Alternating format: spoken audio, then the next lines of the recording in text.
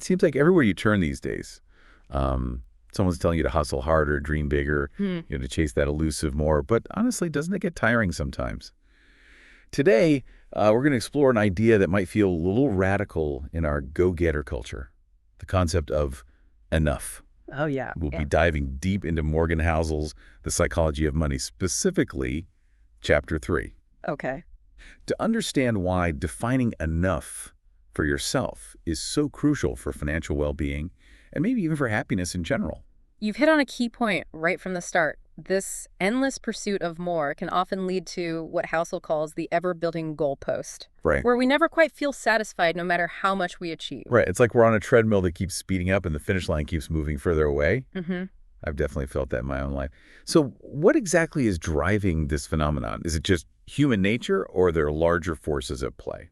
Well, human nature definitely plays a part, but I think it's amplified by the systems we live in, particularly modern capitalism. It's brilliant at generating wealth, but it's also a master at fueling envy and desire. Oh, interesting. Think about it. We're constantly bombarded with messages that tell us we need more, we deserve more, and we'll be happier if we just had this or achieved that.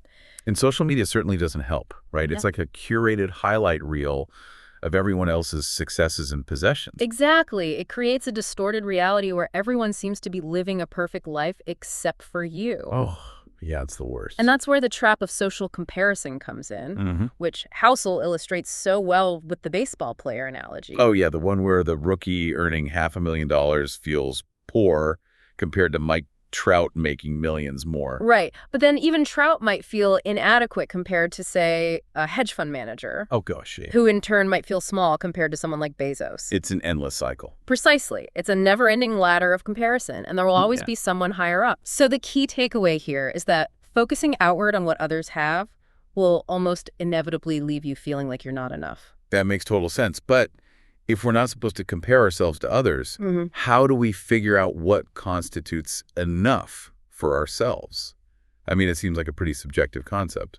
It is subjective, and that's what makes it so powerful. All right. Enough is not a one-size-fits-all number or achievement. It's deeply personal and tied to your values and priorities. Okay, so let's say I'm ready to ditch the comparison game and define enough for myself. Where do I even begin? A good place to start is by asking yourself some tough questions. Okay. What truly matters to you in life? What brings you genuine joy and fulfillment? Is it spending time with loved ones, pursuing creative passions, contributing to your community, or something else entirely? So it's about getting really clear on our values and then figuring out how our financial goals can support those values rather than dictating them. Exactly. Once you've identified what truly matters to you, you can start to assess your financial needs in relation to those values. For example, if spending quality time with your family is a top priority. Maybe enough means having the financial freedom to work a 4-day week or take extended vacations together. That makes so much sense. It's about aligning your finances with your lifestyle, not the other way around. Yeah. But I imagine this process can be pretty challenging, right? I mean, our society sends us so many conflicting messages about success and what we should want. Absolutely. It takes conscious effort to resist those external pressures and tune into your own inner compass. And it's not a one-time decision. It's an ongoing process of checking in with yourself, reassessing your needs and goals, and making adjustments as necessary. You mentioned earlier that enough is about self-preservation. Could you elaborate on what you mean by that? Sure. I think the idea of self-preservation ties into recognizing your limits and understanding that constantly pushing beyond them can lead to burnout stress and even risky behavior. Housey uses the analogy of overeating, where we only truly know our limit when we've gone past it, but the consequences aren't worth it. That's a great analogy. We've all experienced that feeling of being stuffed and uncomfortable after eating too much. And I think the same principle applies to our pursuit of more in other areas of life, including our finances. Precisely. There's a point where the potential rewards of pursuing more are outweighed by the risks to our well-being, our relationships, and even our integrity. And that's where recognizing enough becomes crucial. It's about knowing when to stop, step back, and appreciate what you already have. Right, because if we're always striving for that next milestone, we never allow ourselves to fully enjoy the present moment or appreciate our accomplishments. And we also risk losing sight of the things that truly matter. Housel highlights this point with the story of Rajat Gupta, the former McKinsey executive who was convicted of insider trading. Oh, wow. Yeah. He achieved incredible success and wealth, but in the process, he lost his reputation, his freedom, and his family. It's a stark reminder that some things are simply priceless and shouldn't be sacrificed for any amount of financial gain. His story is a powerful reminder that even the most successful people can fall victim to the trap of endless ambition. So how can we avoid making similar mistakes? How do we proactively identify what our non-negotiables are, the things we would never risk, before we're faced with a tempting compromise? That's such an important question, and I think it comes back to that initial exercise of defining your values. Take some time to reflect on the things in your life that you hold most dear. What would you absolutely refuse to sacrifice, no matter how tempting the potential reward? This is getting really thought-provoking. I'm starting to see how deeply intertwined our financial well-being is with our overall sense of purpose and happiness. It's not just about numbers in a bank account. It's about aligning our financial choices with what truly matters to us. Exactly. It's about finding that sweet spot where you feel financially secure and fulfilled without constantly chasing more. And remember, enough is not a static concept. It can and should evolve as your circumstances and priorities change over time.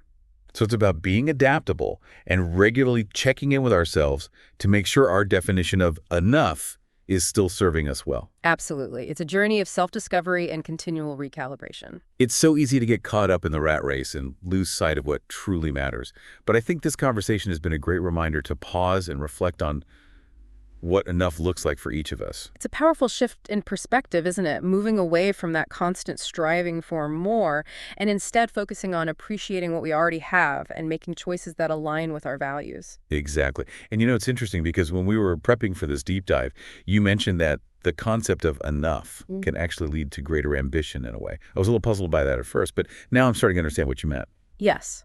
I think there's a common misconception that embracing enough means becoming complacent or settling for mediocrity.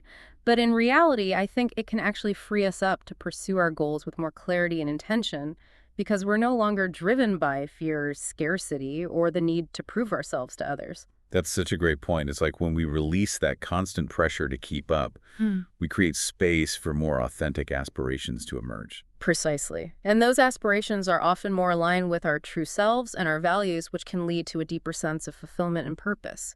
So I'd like to leave our listeners with a final thought-provoking question to consider.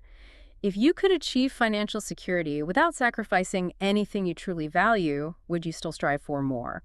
What does that tell you about your definition of enough? Wow, that's a really powerful question. It challenges us to examine our motivations and to consider what truly drives us. I think I'll be pondering that one for a while. Me too. It's a reminder that the journey of defining enough is ongoing. It's about constantly checking in with ourselves, reassessing our priorities, and making sure our choices are aligned with what truly matters to us. Well said. This has been such a thought-provoking deep dive. I think we've given our listeners a lot to consider today. Thanks for joining us as we explored the psychology of enough. It's been a pleasure. Until next time.